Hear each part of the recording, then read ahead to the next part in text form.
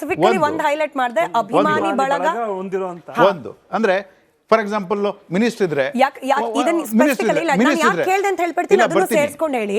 ಯಾಕೆ ಕೇಳ್ದೆ ಅಂತಂದ್ರೆ, ನಮಗೊಂದ ಸುದ್ದಿ ಬಂತು, ಅದನ್ನ ಪ್ರಸಾರ ಮಾಡಿದಾಗ ಮಾಧ್ಯಮಗಳ ಮೇಲೆನ ಆರೋಪ ಬಂತು. ಅಂದ್ರೆ ಈ ಪರಪನಾಗ್ರಹಾರ ಕಾರಾಗೃಹದೊಳಗಡೆ ಬೇರೆ ಅಪರಾಧಿಗಳ ಜೊತೆಯಲ್ಲಿ ಹಾಗೆ ಆರೋಪಿಗಳ ಜೊತೆಯಲ್ಲಿ ಕುತ್ಕೊಂಡು ಆಚೆ ಸಾಕ್ಷಿಯನ್ನ ನಾಶಪಡಿಸ್ಲಿಕ್ಕೇನೆ ಚರ್ಚೆ ಆಗ್ತಿತ್ತು ಅನ್ನೋ ಸುದ್ದಿ ನಮಗ್ ಸಿಕ್ತು. ಅದನ್ನ ಪ್ರಸಾರ ಮಾಡಿದಾಗ ಅದ ಹೆಂಗ್ ಜೈಲಲ್ಲಿ ಕುತ್ಕೊಂಡು ಪ್ಲಾನ್ ಮಾಡ್ತಾರೆ ಅನ್ನೋದೊಂದು ಅನುಮಾನ ಹುಟ್ಟಿತ್ತು. ನಾನು ಇದನ್ನ ಕೋರಿಲೇಟ್ ಮಾಡಬಹುದಾ ಅಂತ ನಿಮ್ಮನ್ನು ಕೇಳ್ತೀನಿ. ಇಲ್ಲ, ನಾನು ಏನು ಹೇಳ್ತೀನಿ ಅಂದರೆ ಈ ಐಒ ಯಾವ ಥರ ಹೇಳ್ತಾರೆ ಅಂತ ಹೇಳ್ಬಿಟ್ಟು, ಫಾರ್ ಎಕ್ಸಾಂಪಲ್ ಒಂದು ರಾಜಕಾರಣಿ ಮೇಲೆ ಕೇಸ್ ಇದ್ರೆ ಅವ್ರೇನು ಬರೀತಾರೆ, ಈತ ಪ್ರಭಾವಿ ರಾಜಕಾರಣಿಯಾಗಿದ್ದು ಹಾಗಾಗಿ ಜಾಮೀನನ್ನು ಇವರಿಗೆ ನೀಡಬಾರದೆಂದು ಪ್ರಾರ್ಥಿಸಿಕೊಳ್ಳುತ್ತೇನೆ ಅಂತ ಕೇಳ್ತಾರೆ.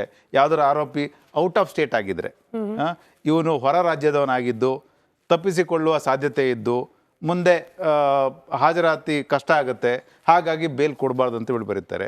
ಹಾಗಾಗಿ ಇವರು ಸಿನಿಮಾ ರಂಗದಲ್ಲಿ ಇರೋದ್ರಿಂದ ಅದು ಸತ್ಯನೂ ಕೂಡ, ಅವರಿಗೆ ಫ್ಯಾನ್ಸ್ ಇರೋ ಬೇಸು ಕೂಡ ಸತ್ಯ.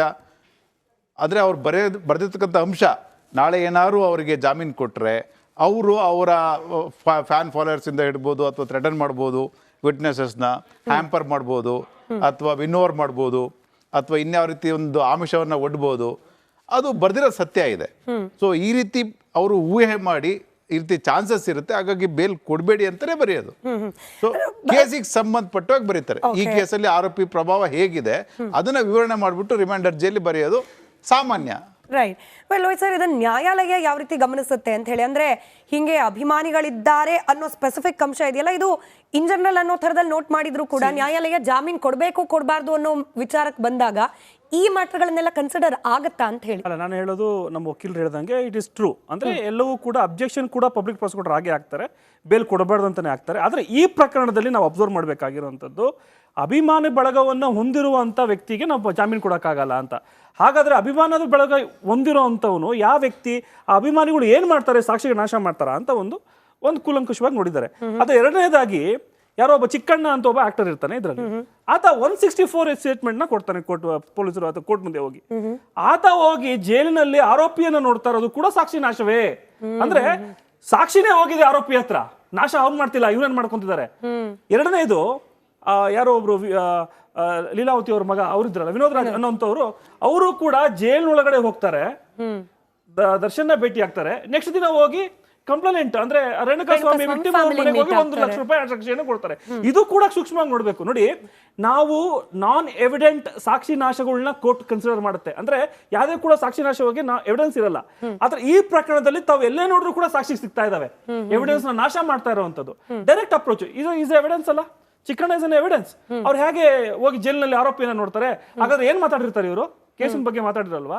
ಈ ಚಿಕ್ಕಣ್ಣವ್ರು ಏನ್ ಅನ್ಕೊಂಡಿದ್ದಾರೆ, ಸಿನಿಮಾದಲ್ಲಿ ಪೊಲೀಸರು ಕಾಲಲ್ಲಿ ಹತ್ಬಿಟ್ಟು ನಮಸ್ಕಾರ ಅಂತಾರಲ್ಲ, ಆ ರೀತಿ ಪೊಲೀಸ್ ಅನ್ಕೊಂಡ್ಬಿಟ್ಟಿದ್ದಾರೆ. ಸೊ ಇವೆಲ್ಲವೂ ಕೂಡ ಕಾನೂನು ಮಟ್ಟದಲ್ಲಿ ಇದಾವೆ.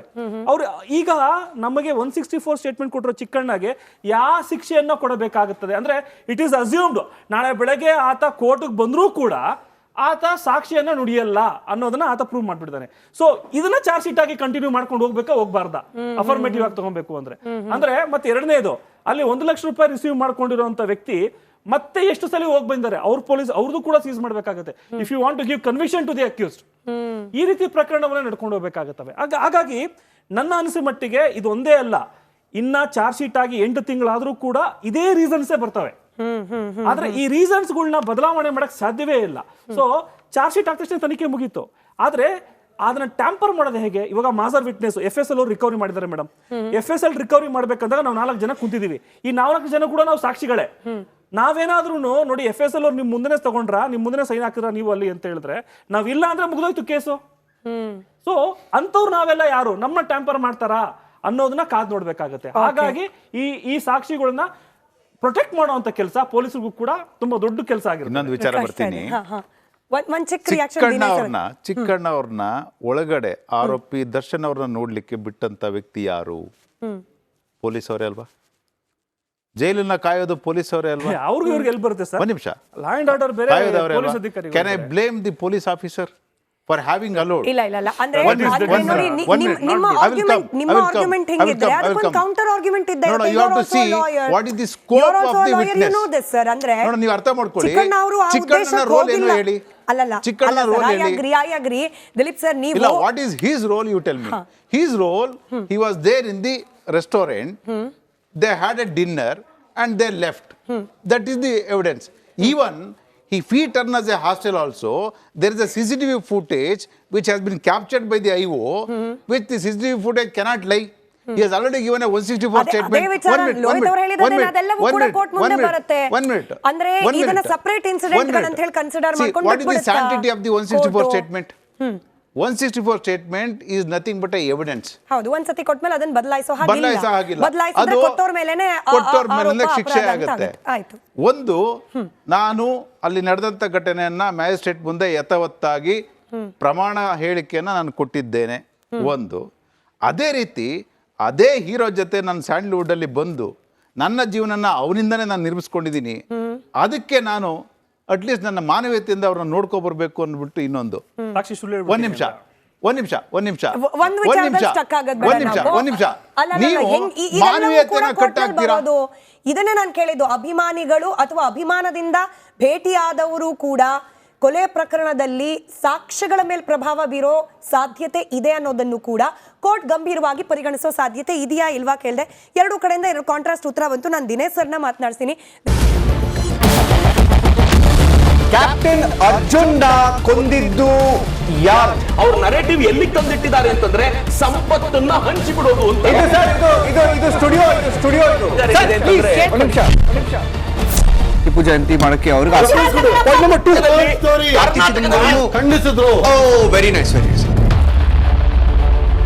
ಯಾರು ತಪ್ಪು ಮಾಡಿರೋದಿಲ್ಲಿ? ಓಲೈಕೆ ಹೇಳಿಕೆ ಇದು ಅಂತ ಹೇಳಿ ಯಾಕೆ ಪರಿಗಣಿಸಬಾರದು? I.N.I.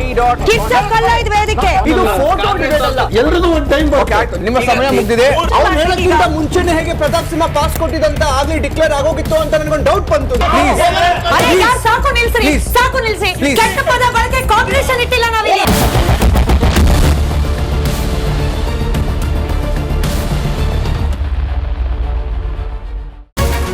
ರಿಪಬ್ಲಿಕ್ ವರ್ಡ್ ಆಪ್ ಇದು ಕೇವಲ ಅಪ್ಲಿಕೇಶನ್ ಅಲ್ಲ, ಸಮಗ್ರ ಸುದ್ದಿಗಳ ಸಂಪರ್ಕ ಮಾರ್ಗಕ್ಕೆ ಕ್ರಾಂತಿಕಾರಿ ಬದಲಾವಣೆ.